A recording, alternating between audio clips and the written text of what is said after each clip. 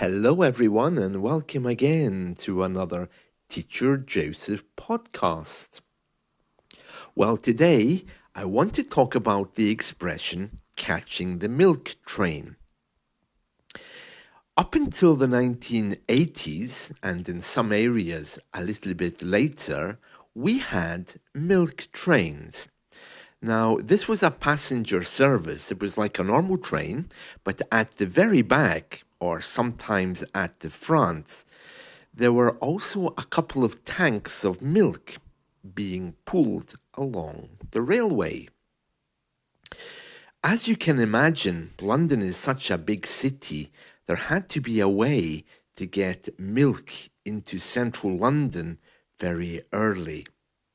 It wasn't quite so bad around the north of the UK because there were plenty of farms up there.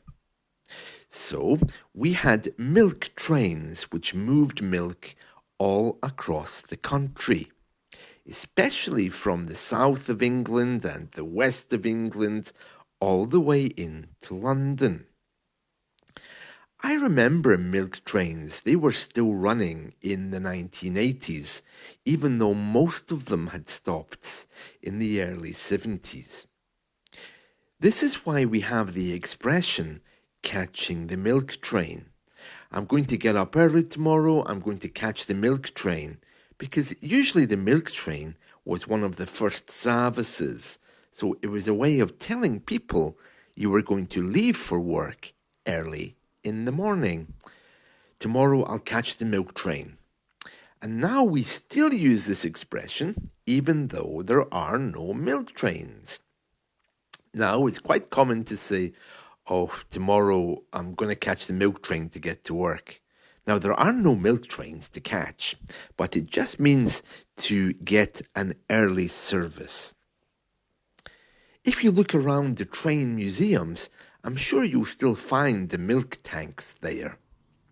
They used to be very brightly coloured, usually with an advert on the side, which would say something like, milk, make sure you have 1 glass a day.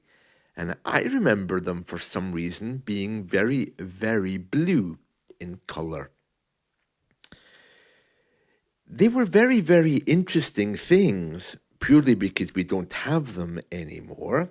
And the average shipping distance for milk was around 250 miles, which I think is around 400 kilometres.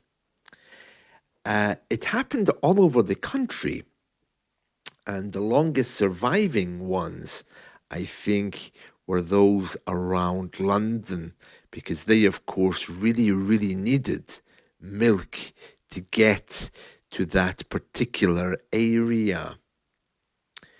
Of course, there were different kinds of dairies, some producing carnation milk, others producing other kinds of milk. So the phrase catching the milk train remains in use in English to describe catching a very early train, and it can also be used to describe rising very early in the morning. I know I still say that, oh, I'll have to catch the milk train tomorrow to do my podcasts. But I'm not even leaving the house to do these podcasts. So it's a strange thing to say, but it still works in English.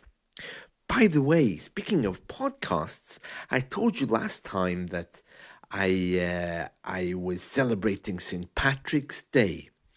Unfortunately, the weather was so bad that I couldn't get to any St. Patrick Day celebrations. But I have noticed, though, that you can see the Dublin Parade from Ireland on YouTube. So have a look around and be entertained by that.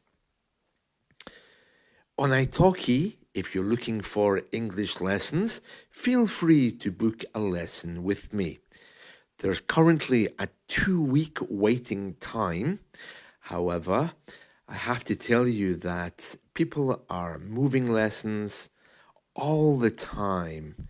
And as they move lessons, that means that lessons are available at short notice. If you are an existing student with me, you will find ways where you can move your lesson time, or you can find a lesson on my italki calendar. If you can't do that, or you're having problems with that, please send me a message and I'll try to help. That's it from me right now. Talk to you all soon. Bye.